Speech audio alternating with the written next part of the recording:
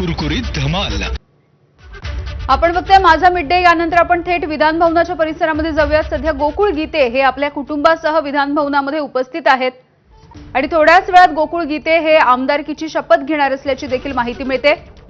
विधान परिषदेच्या निवडणुकीमध्ये गोकुळ गीते यांनी अपक्ष उभं राहून बंडखोरी केलेली होती आणि अर्ज सादर केलेला होता।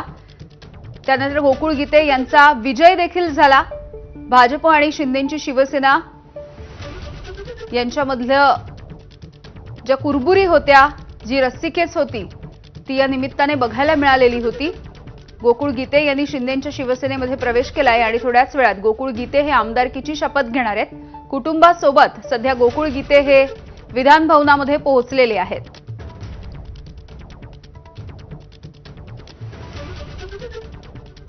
गोकुळ गीते यांचं कुटुंब आणि त्यांच्या सोबत त्यांचे काही समर्थक, त्यांचे नातेवाईक, ही सगळी मंडळी सध्या विधान भवनामध्ये पोहोचली आहे। थोड्याच वेळामध्ये गोकुळ गीते हे आमदारकीची शपथ घेतील।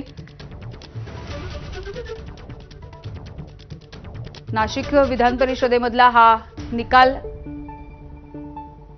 सगळ्यांनी पाहिला। खरं तर उदय सामंत आणि गिरीश महाजन यांनी या निवडणुकीसाठी नाशिकमध्ये तळ ठोकलेला होता।